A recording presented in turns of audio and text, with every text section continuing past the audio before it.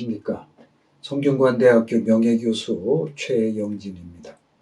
율곡의 4단 칠정론과 인심도심설 제10강을 시작하겠습니다. 이번 강좌의 마지막 강의가 되겠습니다.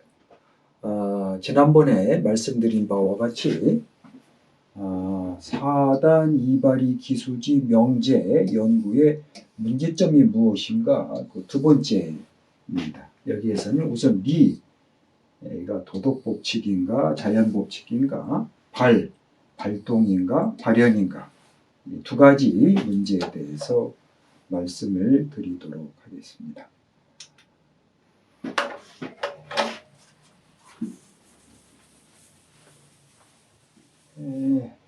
우리가 앞에서 이 사단이죠. 사단이 무엇인가라는 문제를 검토했는데요. 그 다음에 이제 리입니다. 리. 이 사단 이발이 기수지를 어떻게 번역하냐. 유인이 고려대학교 명예교수시죠. 유인이 교수님은 주자학으로 박사학위를 취득하고 아주 원로 교수입니다. 연세대학교 명예교수 나이가 지금 70대 중반쯤 되실 걸로 제가 생각합니다. 그 유인희 교수가 쓴 논문에 보면 이성이 주동적으로 발휘될 때에는 감정과 욕망은 그 지도에 따르는 것이다. 이렇게 규정하고 있어요. 이성. 그러면 여기에서 요 이가 이제 이성. 그 다음에 감정과 욕망은 기를 감정과 욕망 이렇게 보신 거죠. 이발이 기수지. 이가 발음에 기가 그것을 따른다. 이성이 주동적으로 발휘될 때 감정과 욕망은 그 지도에 따르는 것이다. 그러니까 이제 순하다 이런 뜻이죠. 그 다음에 이승환 교수, 고려대학교 명예교수입니다. 굉장히 예리한 분입니다. 고려대학교 철학과를 졸업하고 대만대학에서 석사하고 하와이 대학에서 박사학위를 한 아주 그 예리한 그런 그 학자죠. 원래는 이제 사회철학이 전공이지만은 최근에 이제 주자학에 대해서 많은 관심을 갖고 한국 성리학에 관해서도 아주 탁월한 논문을 쓴 분입니다. 그 이승환 교수는 여기서 퇴계가 사용한 리와 기, 직증 소종래, 법칙과 진료라는 존재론적 의미가 아니다. 리는 법칙, 기는 진료 이렇게 우리가 일반적으로 보는데 사물을 구성하는 두 가지 존재죠. 법칙과 진료. 이런 존재론적인 의미가 아니다. 본연지성과 기질지성이라는 힘의 속성을 의미한다. 본연지성과 기질지성. 본연지성이 리란 얘기죠. 그러니까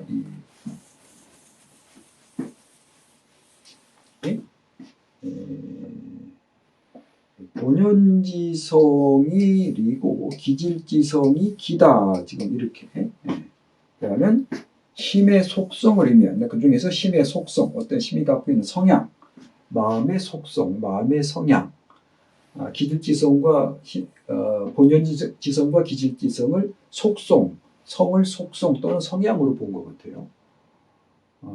그래서 사단은 네가 바란 것이라는 말은 심리적 속성, 성향으로서의 네 심리적인 속성, 특정한 시점에 실현되었다는 의미다. 이와기는 심리적 속성, 사단은 도덕 성향, 칠정은 욕구 성향. 사단은 도덕 성향이 바람, 칠정은 욕구 성향이 바람. 그러니까 사단 네가 도덕 성향, 기는 욕구 성향이다. 이렇게 주장합니다. 상당히 특이한 그런 주장이죠. 이와 기를 서양 철학하는 분들이 이는 이성이고 기는 감성이다. 뭐 그렇게 주장한 적은 있었어요. 그런데 이를 도덕 성향, 기를 욕구 성향이라고 보면 이성환 교수의 아주 독창적인 주장인 것 같아요. 그 다음에 이향준, 아주 예리한 중견학자입니다. 이발은 여기 이가 양심이다 이렇게 했어요. 이가 양심이라는 현대적 단어로 번역될 수 있다. 이가 양심이다. 이가 양심. 이가 심이다. 이를 심으로 볼 수 있나요? 양심이라고 하는 건 육아적인 용어에서 보면 이게 사단이 양심이죠.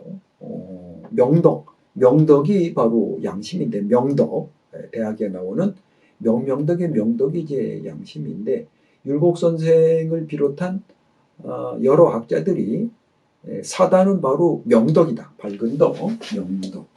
명명덕 할 때 명덕. 양심 이렇게 말한 적이 있어요. 그런데 이걸 왜 니를 신이라고 양심이라고 했는지 이해가 잘 안 갑니다. 어쨌든 여기 이렇게 다양한 해석들이 여기 있습니다. 자, 그럼 도대체 니라는 게 뭐냐? 어떻게 니라는 개념이 형성되었는가 하는 걸 우리가 좀 볼 필요가 있습니다. 여기 앞에 니가 이성이다. 도덕 성향이다. 도덕 성향, 또 양심이다. 이런 주장들인데 이 세 분들은 다 우리나라 학계에 상당히 인정받고 있는 그 원로 교수, 중견 학자들입니다. 이분들이 이제 이런 주장을 했는데 이가 무슨 리가 뭐냐? 이 도모에다라는 사람이 있습니다. 이 일본의 교수인데 그 일본 도쿄대학에서 주자의 사상 형성에 관한 논문으로 학위 논문을 받은 분입니다. 굉장히 유명한 학자고 굉장히 탁월한 분석력을 가진 학자입니다. 이 말에서 인간의 마음이죠. 마음. 사물의 자극을 받지 않을 때는 발동하지 않아서 고요하다가 자극을 받으면 발동하여 움직인다. 또 다시 고요해준다. 즉 미발이발이죠. 중형에서 말은. 자연계, 밤과 낮이 순환하며 더위가 가면 추위가 오고 추위가 가면 더위가 오는 반복 운동이 계속된다. 인간의 마음도 미발이발 반복. 인간의 마음과 자연은 동일한 패턴으로 변한다. 순환적으로 변하는 거죠. 주자는 마음의 작용과 천체, 이 자연이죠. 하늘 운동을 관찰하고 역법, 천문 역법이죠. 그 탁창에 관한 문헌들을 연구하여 이와 같은 움직임이 일어나게 되는 필연적인 이유와 근거 왜 미발이발 이름이량 하냐. 그리하여 순환적으로 운동하여 변화하는 현상계를 그 근거를 리로 규정했다. 그러니까 여기서 리는 자연물과 인간의 마음을 포함한 전 존재, 그렇게 존재하고 운동하는 근거가 되는 원리, 즉 이걸 소위 연직을 하고 그렇게 되는 까닭입니다. 자, 여기서 인간의 마음과 자연 동일한 패턴으로 운동한다는 거죠. 그 근거, 자연과 포함한 전 존재의 존재 근거가 이제 리다. 이렇게 볼 수 있습니다. 도모에다의 이 주장은 정설로서 받아들여지고 있는 그러한 주장입니다. 이 소위 연기고 존재의 근거죠. 소당연지칙, 마땅히 그렇게 해야 할 법칙이죠. 마땅히 그렇게 해야 할 바의 법칙, 즉 당위의 준칙, 마땅히 그렇게 해야 할 준칙, 마땅히 지켜야 할 법칙입니다. 이 원리를 소위당연지고라. 소위당연지고 마땅히 그렇게 해야 할 근거, 마땅히 그렇게 할 근거가 되는 리다. 소당연직칙과 소위연지고 두 가지가 있습니다. 소위연지고는 자연의 원리, 소당연직칙은 인간의 규범 원리, 이렇게 보기가 쉬워요. 왜냐하면 소위연지고는 어떤 존재가 그 존재로서 그렇게 존재하는 근거, 어떤 존재물이 그렇게 운동하는 어떤 운동 원리, 그러니까 이거는 자연 법칙 이렇게 보고, 소당연은 마땅히 그렇게 해야 한다. 사람은 마땅히, 학생은 마땅히 공부해야 된다. 군인은 마땅히 나라를 지켜야 된다. 이게 당연히니까 이거는 인간에게 한정된 규범, 도덕 법칙, 소위원지고는 자연 법칙, 이렇게 보기가 쉬운데 그렇게 단순화시켜 볼 수가 없다는 겁니다. 퇴계 선생이 이런 말을 하셨어요. 배, 마땅히 무리를 가야 하고 수레는 마땅히 육지를 가야 하는 것이 리다. 이렇게 보면 이게 자연법, 이게 자연에 관한 문제죠. 이 배와 수레. 군주는 마땅히 인해야 하고 신하는 마땅히 경영실이다. 즉 수레와 배와 같은 사물에게도 소당연지칙이다. 마땅히, 배는 마땅히 물 위를 떠가야 되지. 배를 육지에다 이걸 움직이려고 하면 이거는 마땅히 그렇게 할 수는 없는 거다. 물론 배를 육지에다가 놓고 밀면 뭐 가긴 가겠죠. 그렇지만 배라고 하는 것은 물 위에 떠서 가는 것이 그게 마땅하지, 육지에 올려놓고 어거지로 밀어온 것은 마땅하지가 않다, 이렇게 볼 수 있는 것입니다. 소위연지리는 뭐 고라고 다고 리라고도 합니다. 자연법칙. 소당연지는 도덕법칙이라고 말할 수가 있는데,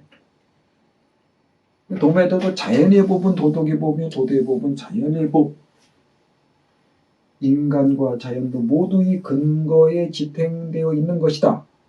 이렇게 볼 수 있어요. 그러니까 자연의 법은 도덕의 법, 도덕의 법은 자연의 법, 이 둘이 분리되지 않는다는 겁니다. 분리되지 않는다는 것. 그러니까 우리 현대인들의 생각에는 어떻게 자연 법칙과 당위의 규범 법칙이 어떻게 동일할 수 있는가? 그것이 어떻게 통합될 수 있는가? 이건 이거고 이건 이거죠. 아침에 해가 뜨는 거지. 아침에 해가 마땅히 떠야 하니까 해가 뜨는 거 아니지 않습니까? 그렇지만 사람은 아침에 마땅히 일어나야 되는 거죠. 일어나지 않고 잘 수도 있잖아요. 그렇지만 사람 마땅히 아침에 일어나서 활동을 해야 돼요. 말 다르죠. 아침에 해가 뜬다는 것과 사람이 아침에 일어난다고 하는 것은 다르지 않습니까? 이게 전혀 다른 건데, 이것을 일치시켜보는 이러한 사고. 자, 이것이 잘했는지 틀렸는지는 모르지만 그렇게 생각했다. 즉, 니라는 하나의 단어에는 현대인의 눈으로 볼 때는 이질적으로 보일 수도 있는 사물의 원리, 즉 물리와 마음의 원리, 심리, 자연법칙과 도덕법칙의 의미가 통합되어 있다. 이렇게 볼 수 있습니다. 그러므로 이성환 교수가 퇴계가 사용한 리화기는 법칙과 진료라는 존재론적 의미가 아니다, 이렇게 볼 수가 없죠. 사단 이발리는 도덕법칙인 동시에 존재론적 의미법칙, 즉 사단의 존재 근거인 운동법칙이다, 이렇게 볼 수가 있는 것입니다. 그러니까 좀 의아하게 생각할지 모르지만 사람의 마음이라고 하는 것도 이 두뇌의 작용이지 않습니까? 마음이라는 것은 결국 두뇌의 작용. 두뇌도 하나의 자연물이죠. 두뇌라는 것도 하나의 물질로 구성된 자연물이죠. 그러니까 인간의 마음에도 어떤 운동을 하면은 그 마음의 운동이라고 하는 것도 하나의 그 자연물의 운동이라고 이렇게 볼 수도 있는 것입니다. 물론 거기에는 인간의 의지가 들어가고 인간의 합리적인 판단이 들어가고 하기 때문에 일반 자연물과는 차원이 다르죠. 그래서 장회익 교수님도 제가 율곡이 묻고 과학이 답하다라고 하는 그 프로그램을, 그런 강좌를 장회익 교수님과 같이 이제 그 대담을 통해서 만들었습니다만은 이걸 뭐 동일하다고 볼 수는 없을지, 뭐 이제 적어도 서구적인 사고방식에서는 이걸 동일하다고 볼 수가 없을지 모르겠습니다만은, 결국 이 같은 통합된 의미다, 이렇게 볼 수가 있는 겁니다. 아까 말씀드렸듯이 인간의 마음도 자연물이기 때문에 그 작용에는 어떤 자연물로서의 운동 법칙이 거기에 작동하고 있다. 물론 그것만은 아니라는 거죠. 그것만은 아니고 여기는 도덕 법칙이고, 인간의 마음의 작용은 어떤 인간의 의지가 거기에 작동하고 있는 거죠. 그 장혜익 교수님도 인간이 어떤 의식을 가졌다고 하는 거, 어떤 주체적인 의식을 가졌다고 하는 것은 이건 기적이다, 이런 말씀을 하셨죠. 그러니까 이것을 단순한 인간의 마음의 작용은 단순한 자연물과 동일시할 수는 없죠. 동일시할 수는 없지만, 그렇지만 인간의 마음의 작용도 자연이라고 하는 토대를 떠나서 존재하는 것은 아니기 때문에 자연물로서의 마음의 작용, 거기에 대한 어떤 운동법칙, 또 도덕법칙, 인간이 어떤 의지를 가지고 이성적인 판단을 하고 하는 그런 도덕법칙, 이 두 가지가 통합된 개념이다, 이렇게 볼 수가 있습니다.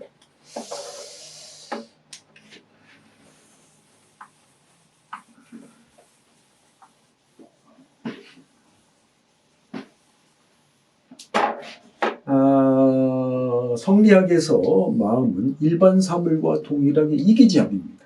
이와기의 합이다. 이기지합이다. 이건 다 똑같이 보는 거예요. 마음이든 사물, 모든 존재하는 것들은 이와기가, 이건 상식적으로 아는 얘기입니다. 여기서 리는 사물의 리와 동일하게 존재 근거이면서 운동법칙이다.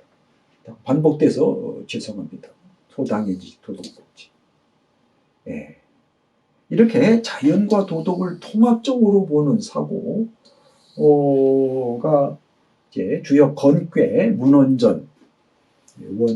원이라는 것은 선지장야요, 형은 가지회야요, 이전은 의지화야요, 정은 사지간야라는, 물론 이런 말씀.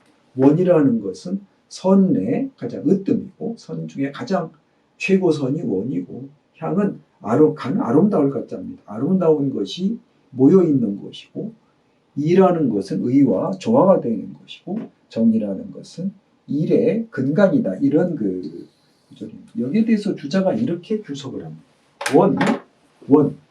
원은 사물에 낳는 것의 시작이다. 사물을 낳는다, 이건 자연 현상이지 않습니까? 봄에 별을 뿌리면 그것이 싹이 나죠. 이건 원이라고. 천지의 덕이 이것보다 더 없어는 것이 없으므로 이 봄이다. 봄. 원은 봄에 해당된다. 생명이 시작되는 거예요. 사물은 시작. 근데 이게 사람이 있어서는 인이 된다 이렇게 됐어요. 인이 된다. 봄이라는 것은 자연 현상이지 않습니까? 인이라는 것은 인간의 도덕적인 덕목이죠. 모든 선의 으뜸이다. 형. 나와서 통하는 것. 사물이 여기 이르면 아름답지 않음이 없으므로 이건 여름. 그러니까 그 다음 마찬가지입니다. 원형. 이는 가을. 정은 겨울. 정은 겨울. 인의의 지가 되는 거죠.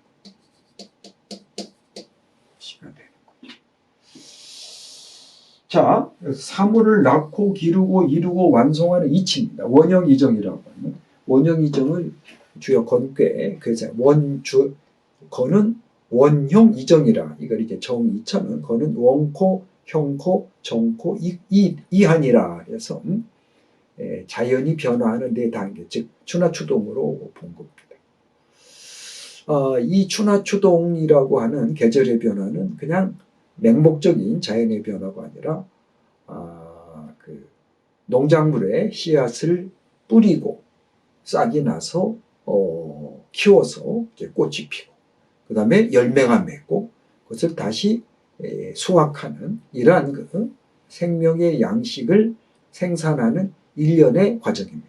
이 세상에 생명보다 소중한 것이 없고, 생명은 먹어야 사니까 이 먹는 것보다 더 중요한 게 없죠. 가장 중요한 생명을 기르는 그 양식, 그것을 생산해내는 과정으로 보는 겁니다. 그러니까 이것은 어떤 단순히 씨를 뿌리니까, 씨 뿌리면 싹 나고, 꽃 피고, 열매 맺는 거, 이렇게 단순한 객관적인 자연 현상이 아니라 인간에게 가장 소중한 가치, 먹을 것이라고 하는 것을 만들어내는 과정. 여기 가치론적인 의미가 여기 그렇기 때문에 포함되는 거죠.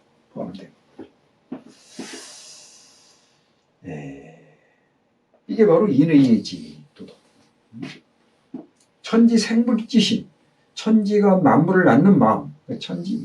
천지가 만물을 낳는 마음이라 이런 말을 많이 씁니다. 천지가 만물을 낳는다. 이게 바로 천지가 만물을 낳고 기르는 거죠. 이게 바로 불인인지심이다. 인간에게 내재되어 있는 천지가 만물을 낳는 마음이 바로 불인인지심이고 측은지심이다. 이렇게 입장합니다. 여기에 대한 자세한 내용은 우리가 사단칠정론이란 무엇인가라는 강의에서 사단이란 무엇인가에 대한 그 주자주에서 제가 자세히 분석한 적이 있습니다. 그러니까 이 천지는 그 속성이 만물을 낳고 길을 여는 속성을 원래 가지고 있다. 그걸 이제 마음이라고 하는 은유적인 표현을 쓰는데, 인간에게 그 마음이 내재되어 있다. 이것이 바로 불인인지심이다. 측은지심이다. 이렇게 보는 그 사고입니다. 자,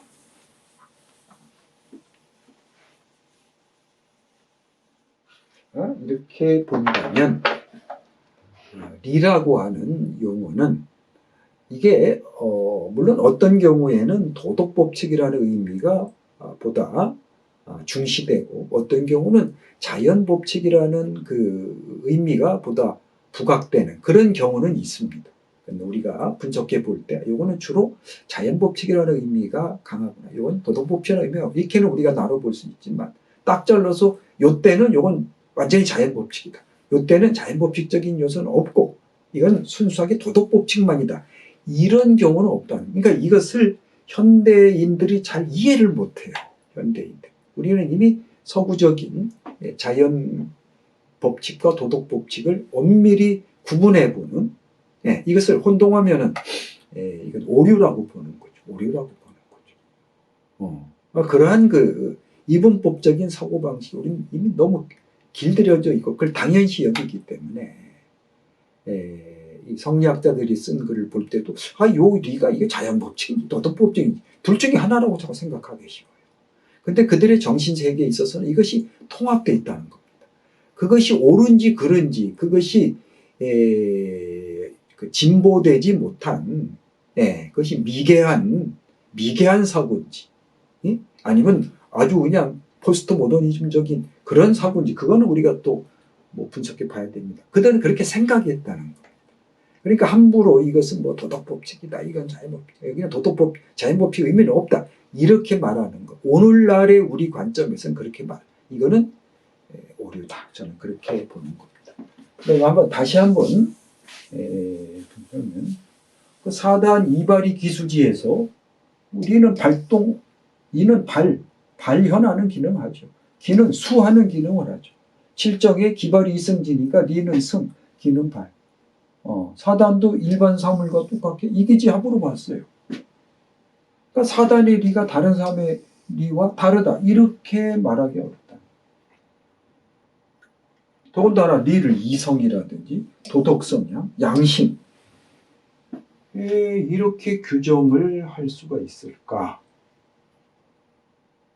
유인희 교수가 말한 이성이라고 하는 게 뭐냐? 이성은 감정과 대비돼 사물의 이치와 원리를 알아내는 힘, 이게 이성이에요. 또 도덕적으로는 도덕법칙을 만들어 그것에 따르도록 하는 의지를 규정하는 능력, 이렇게 봅니다. 그러니까 이거는 구체적인 어떤 힘, 능력, 이런 것을 가지고 있는 게 이성인데, 니는 힘을 갖는 게 아니죠, 이런. 알아내는 힘을 갖는 게 아니죠. 니는 이성이 이성으로 존재하게 하는 소유현질이고, 이성이 이성으로서 기능하게 하는 운동법칙, 법칙이지 그 자체가 힘이라고 보는 거예요. 우리다 힘은 기가 갖는 거죠. 네가 힘을 갖는다면 네가 형이 하적인 존재가 돼버리지 않습니까? 그러니까 이건 이렇게 보는 거는 물론 그렇게 말하는 이유가 있겠죠. 유인이 교수가 이렇게 말한 전후 맥락을 봐서 이걸 이런 식으로 해석해야 된다라고 하는 이제 그 맥락을 우리가 또 봐야 됩니다만은 아무리 맥락상 그렇게 했다고 해도 이거는 이라고 하는 기본 개념에 어긋나는 것이다. 이렇게 봅니다. 그 다음에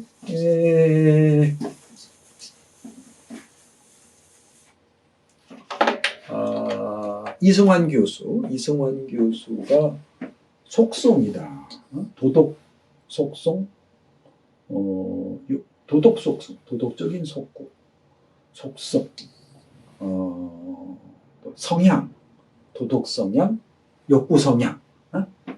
이승환 교수가 리는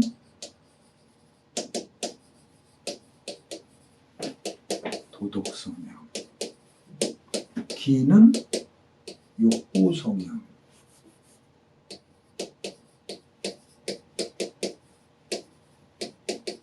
이렇게 되게에 있어서 이렇게 규정이 있는데, 이 속성이 뭐냐면 사물의 특징이나 성질, 성향은 사물의 성질이 갖고 있는 경향, 이렇게 봅니다.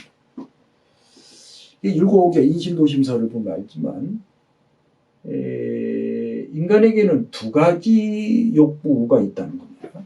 부모에게 효도하고자 하고 국가에게 충성하고자 하는 도덕적인 욕구가 있고, 배고프면 먹고 추면 입고자 하는 본능적 감각적인 욕구, 이 두 가지 욕구가 인간에게는 있죠. 이것이 이제 도심이죠. 도심, 오시, 인심. 그러니까 욕구에는 두 가지 있어요. 이거는 도덕적 욕구 성향, 본능적 욕구 성향이 나타난 거. 이런 욕구가 실질적으로 욕구가 발동하는 거, 이런 욕구가 발동하는 것은 그러한 욕구 성향, 그런 도심이면 도심이라고 하는 그 사물의 성질이 갖고 있는 경향, 도심이면 도심이라고 하는 사물의 성질, 이런 것들이 구체적으로 어떤 상황의 측면에서 발동한 거, 나타난 거라고 이제 볼 수 있어요. 그렇지만 이 성향은 리가 아니죠. 도덕적 욕구 성향과 본능적 욕구 성향이 그러한 성향을 갖게 된 근거, 그 성향의 작동 원리, 이게 리입니다. 그러니까 자꾸 이와 기를 너무 리를 자꾸 도덕 법칙적인 차원에서만 자꾸 보려고 하니까 이제 이런 문제가 생기는데, 물론 사단 이발이 기수지라고 하는 것은 그렇기 때문에 사단은 순선무학하다라고 하는 어떤 그 도덕적인 그 판단을 이끌어내기 위한 전제로서 사용된 것은 물론 맞습니다. 그런 의미에서 이거는 여기서 말하는 리는 도덕법칙적인 성격이 강한 것은 분명하죠. 그렇지만 리라고 그걸 도덕법칙이라고 해도 그 리라고 하는 것은 어디까지나 그런 도덕적인 욕구 성향이 존재하고 운동할 수 있는 근거로서의 법칙인 거죠. 리는 어디까지나 법칙이죠. 그런 성향, 여기서 말하는 욕구 성향, 그 욕구 성향이라는 말도 참 이건 불분명한 말이며, 도덕 성향과 욕구 성향은 대비되는 용어가 아니에요. 여기 말씀드렸듯이 욕구 성향에는 도덕적인 욕구 성향도 있고 본능적인 욕구 성향도 있어요. 그러니까 도덕적 그 성향과 여기서 말하는 그 욕구 성향, 이거는 대비될 수 없는 거죠. 그러니까 이건 욕구를 두 가지, 도덕적인 욕구냐, 본능적인 욕구냐, 이렇게는 대비시킬 수 있지만, 도덕적인 성향과 대비돼서 욕구 성향이라는 말은 이거는 성립될 수가 없습니다. 어쨌든 뭐 성립될 수 있다 쳐도 리라고 하는 것은 어디까지나 소위연지리, 소당연지 치기지, 이렇게 봐야 되는 것이죠.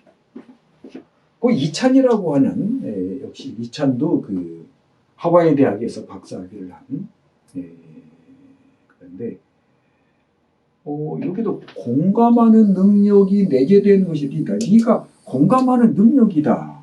타인의 아픔에 공감하는 능력. 이것이 리다. 공감하는 능력. 능력이라는 게 힘인데, 그건 아닌 것입니다. 능력이 리가 아니다. 그러한 능력이 존재이고, 능력이 작동하는 원리가 리다. 또 양심. 심은 이기지 합인 것이죠.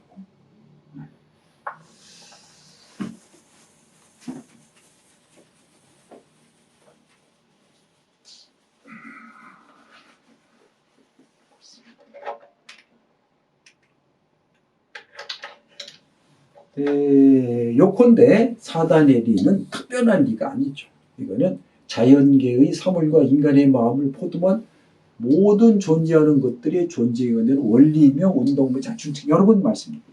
자연법칙. 윤사순 교수님은 일찍이 퇴계에 대한 논문으로 박사학위, 우리나라 퇴계 박사 아마 이루실 겁니다. 지금 80대 중반이 되시는 원로 학자시죠. 지금 우리나라 동양철학계의 가장 큰 원로 교수님이신데 지금도 저술 작업을 하고 계십니다. 그 윤사순 교수님이 이런 말씀을 하셨어요. 퇴계는 규범법칙과 사물의 물리적 법칙에 대하여 모든 같은 소당연지리로 표현하였다. 규범법칙과 사물의 물리적 법칙.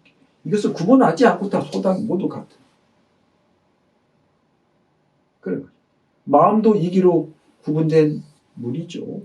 마음이 외부 사물의 작용을 받아 발동하는 것은 규범법칙인 동시에 사물의 물리적 법칙인 소위연지리의 지배를 받아 일어난 현상이다.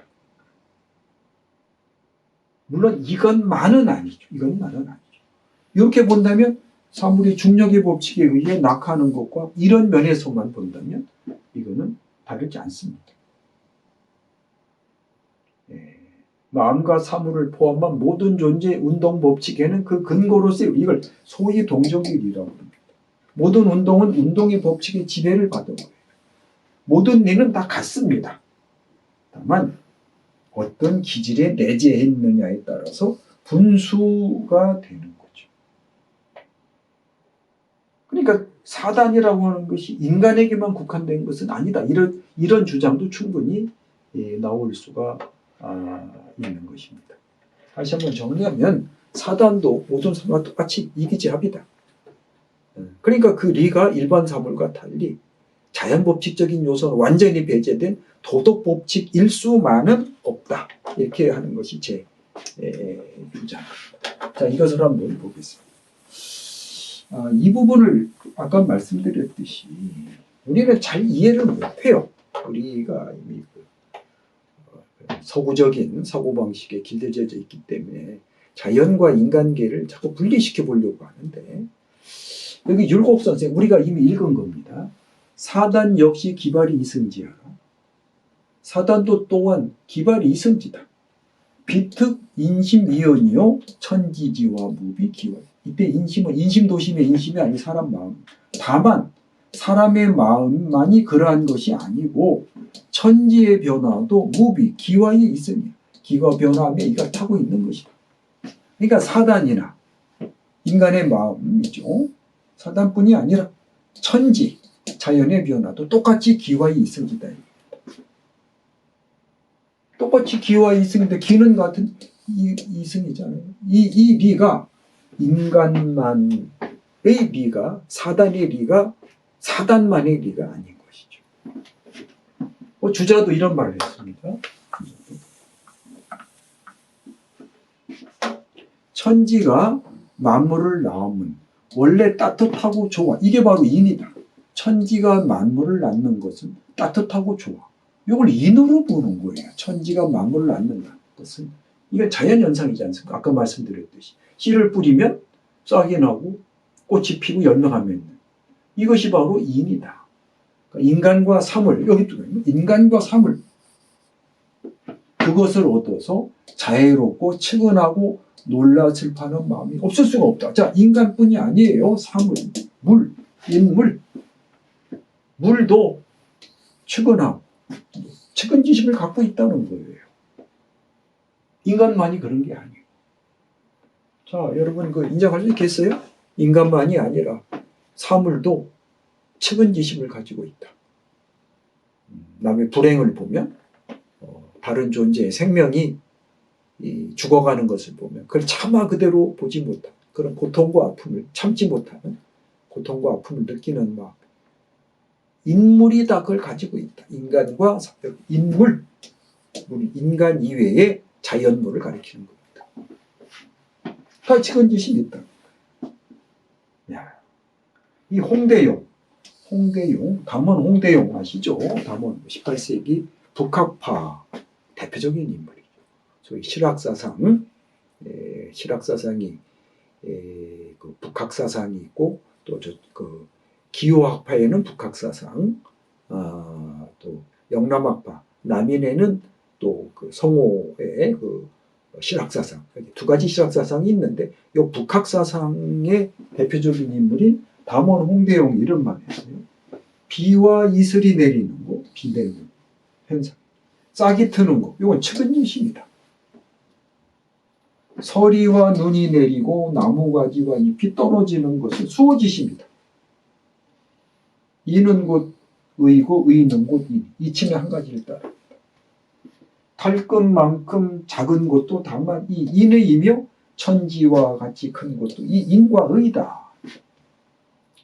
비와 이슬이 내리는 어떤 기상현상. 이제 봄이 되면 이슬이 내려서 그 싹이 트죠. 또 설이 내리면 그 가을이 되면 서리가 내려서 곡식이 이제 거두어들이는 상태가 되는 거. 이게 자연현상이지 않습니까? 이것이 바로 인과 의다. 모든 퀴끌이든 다 인의 이렇게 주장하고 있습니다.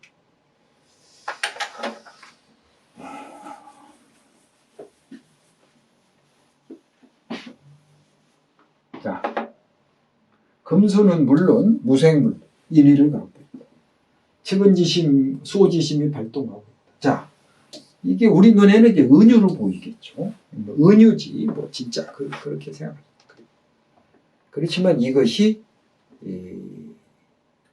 한국 근세 지식인들이 가지고 있었던 정신세계입니다. 그것을 우리가 이해를 해야 됩니다. 아까 말씀드렸듯이 이것이 미개한 것인지 아니면 보다 진보적인 것인지 오늘날의 관점에서 볼 때 이걸 어떻게 이걸 평가해야 될 건지 하는 것은 또 다른 문제입니다. 중요한 것은 이들이 사용했던 리라고 하는 용어가 무엇을 의미하느냐. 오늘날에 볼 때 이것이 확실하게 우리가 정의가 돼야 돼요. 우리가 맨날 사단 이발이 기수지 뭐 성직리 이런 말 하는데 도대체 그 리가 무엇인지를 명료하게 우리가 이해하고 있는 이건 불편한 진실입니다. 불편한 진실. 여기에 나와 있는 바와 같이 리라고 하는 것은 단순하게 어떤 도덕법칙이다, 자연법칙이다 이렇게 말할 수가 없어요.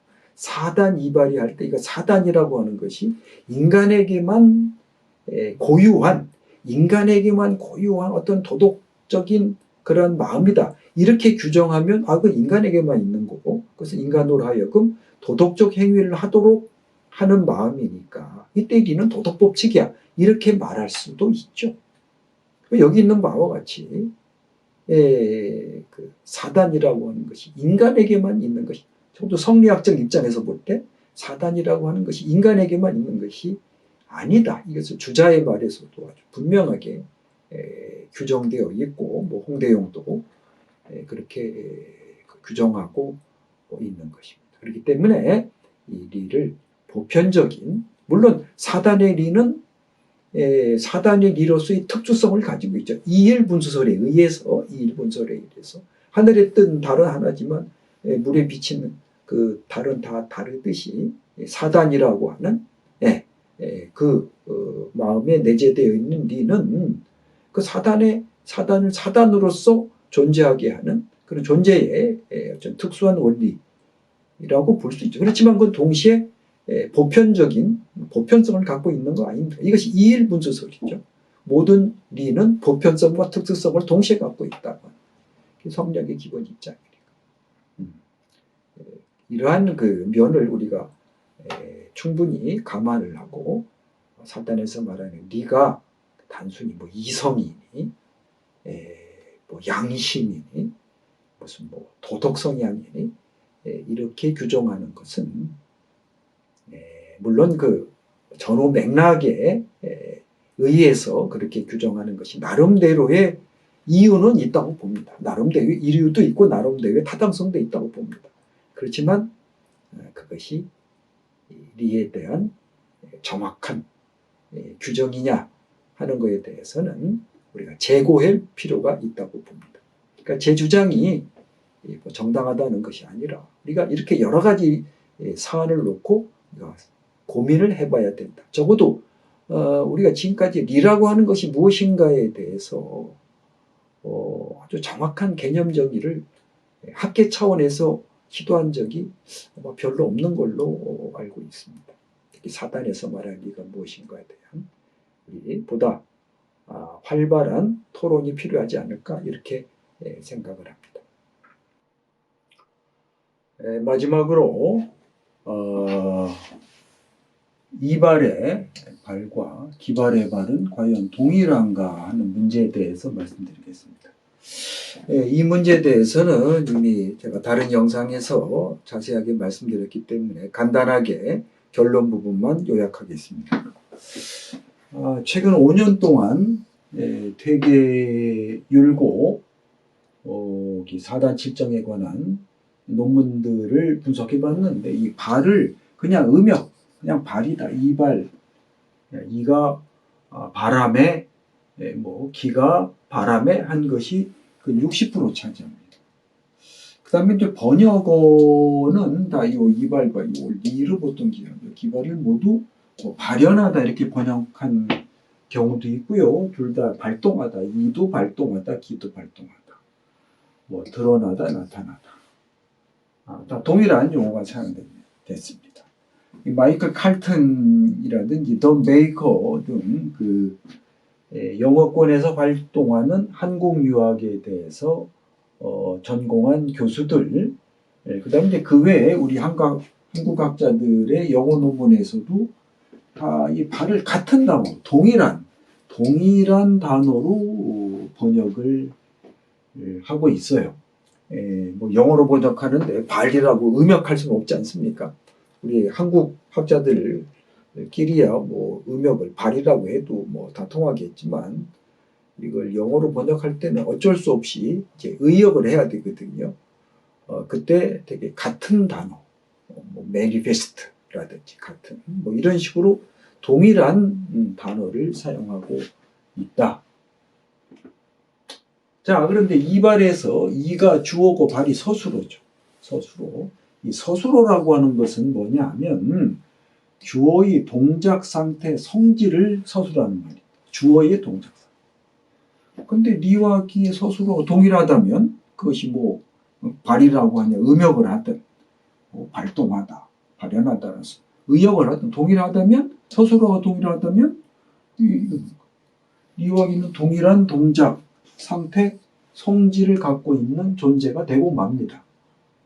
자, 이렇게 하면 이게 문제가 있죠. 예를 들어 인승마 비유를 많이 들죠. 사람이 말을 타고 간다. 이 성리학자들 논문에 보면 인을 이걸 사람, 이걸 리,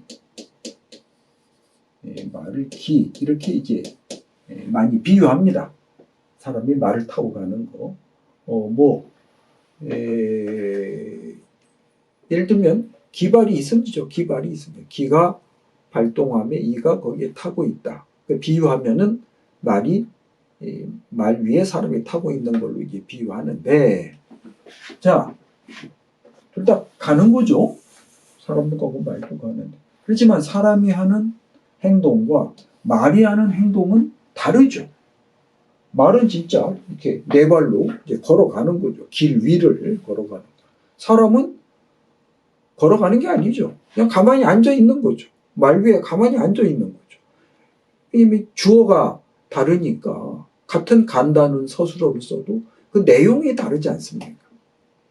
사람은 실제 걸어가는 게 아니죠. 말은 실질적으로 사람은 가만히 타고 있는 거죠. 그러니까 타고 가는 거죠. 그러니까 말은 걸어가고 사람은 타고 가는 거. 다르지 않습니까? 어떻게 말 위에 사람이 타고 가는데 사람도 걸어간다. 말도 걸어간다. 이렇게 말할 수는 없지 않습니까? 아니면 말도 타고 간다. 사람도 타고 이렇게 말할 수는 없잖아요. 그건 오류지 않습니까? 그러니까 이는 형이상자고 기는 형이하자라는 건 뭐 이미 우리가 다 아는 얘기인데, 기발의 발은 물리적 운동성이라고 말할 수 있지만 이는 비물질적 존재잖아요. 비물리적 존재죠. 리는 비물리적 존재. 법칙, 형이상학적 존재니까 같은 서술어를 사용할 수 없다. 같은 서술어를 쓰면 형이상학적인 원리와 형이상학적인 그 진료가 같은 존재가 되어버리니까 이거는 있을 수가 없는 말이 그야말로 뭐 말도 안 되는 이런 주장이 되고 맙니다. 이 윤사승 교수님이 윤사승 교수님은 고려대학 명예교수시고 퇴계 박사 제1호가 되시는 분인데 지금 80 중반이시지만 지금도 아주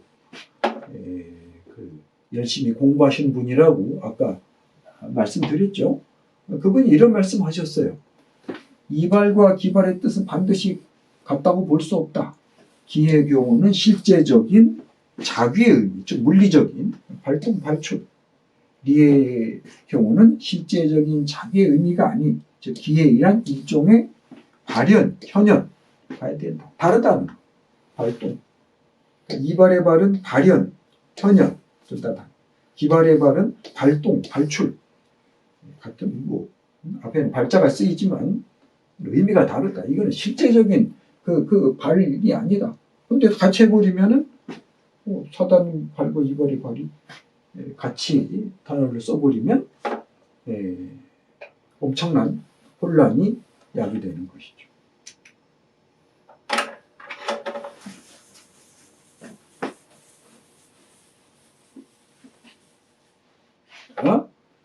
이발의 발, 기발의 발, 이 발을 어떤 용어로 어떤 한국어로 번역할 것인가?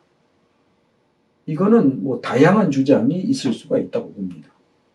우리가 자기의 학문적인 입장에 따라서 어떤 그 수사학적인 입장에서 다를 수가 있죠. 한 가지 분명한 것은 뭐냐? 두 개의 발을 동일한 단어로 번역하는 것은 명백한 오류다라고 하는 사실입니다. 자, 제가 이 강의를 마무리하면서 4단 이발이 기수지에 대해서 기존 학계의 연구 성과 논문들을 제가 좀 비판적으로 검토하는 것은 이 문제가 해결되지 않으면 한국 성리학 연구가 제자리를 잡을 수 없다라고 하는 것이 저의 생각입니다. 아까 말씀드렸듯이 4단 이발이 기수지라고 하는 것은 4단에 대한 퇴계의 독창적 규정입니다. 이게 독창적인 퇴계 이론이죠. 이것은 어느 나라에도 없는 그리고 여기에서 이제 중국의 주자학과 구별되는 조선 성리학이라고 하는 것이 성립될 수가 있는데 그 출발점과 핵심을 이루는 것이 바로 4단 이발이 기수지라는 명제입니다. 근데 이 명제에 대한 한국 학계의 연구 성과들, 주장들이 지금 검토해 본 바와 같이 이런 문제점을 가지고 있다면 이것을 문제를 문제로서 인식해야 된다.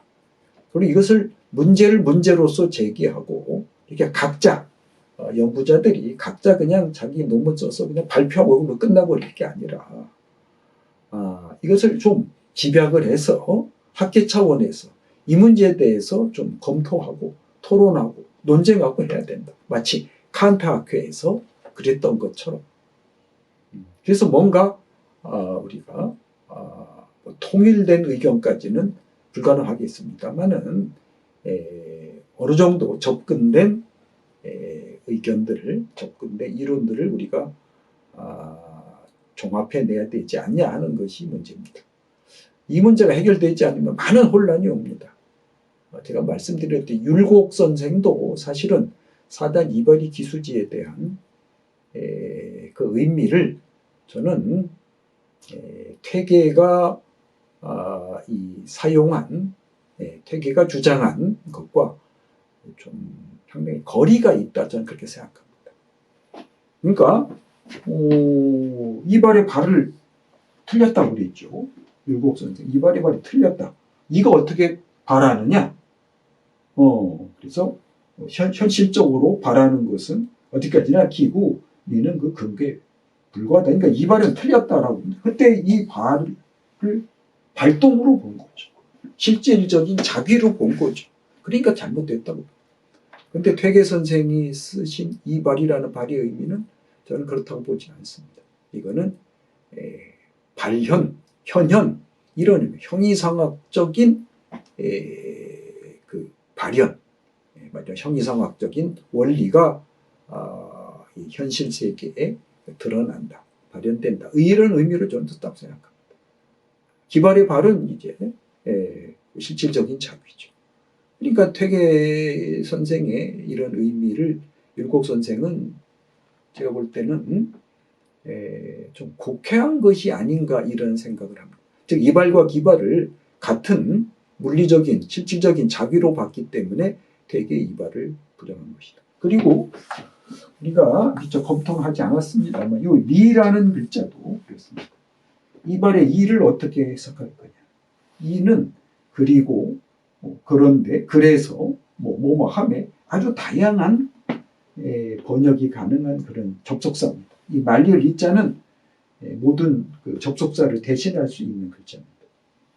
그런데 율곡 선생은 이걸 하고라고 이제 본 거죠. 이가 발하고 기가 그것을 따라간다 이렇게 보셨기 때문에 하고로 봤기 때문에 이선기우다. 이거 먼저 발하고 기는 것을 따라가는 거다. 이렇게 해석했어요. 그러니까 이게 틀렸다. 이선기우다. 이와 기가 선후가 있게 된다. 분리된다. 이렇게 비판을 하셨는데 퇴계는 제가 말씀드렸듯이 퇴계는 이건 이선기우가 아니다. 표현을 이렇게 한 것뿐이지. 그래서 많은 학자들이 이가 발함에 기가 그것을 따라가고 있는 것이다. 이런 식으로 번역을 합니다. 이가 그 발현함에 기가 그것을 따라가고 있는 것이다. 기가 먼저 발하고 이렇게 따라가는 게 아니다. 이렇게 봅니다. 그러니까 퇴계 선생의 이 구절에 대해서 율곡 같은 대천재도 어느 한 면만을 봤기 때문에 퇴계의 본의를 좀 오독한 것이 아닌가 그렇게 생각을 합니다. 서두에서 말씀드렸듯이 제가 이 퇴계율곡의 사단 칠정을 중심으로 한 그 이계 심성론에 대해서 한 40개의 동영상 강좌를 제작을 했습니다. 그걸 마무리 지면서 이러한 문제점, 가장 기본적인 문제점, 누구나 다 알고 있는 것 같지만 사실은 명확하게 정의하지 못한, 클리어하게 이해하지 못한 이 불편한 진실에 대해서 말씀을 드렸습니다. 지금까지 강의를 경청해 주셔서 감사합니다. 이 강의는 이것으로 마치겠습니다. 감사합니다.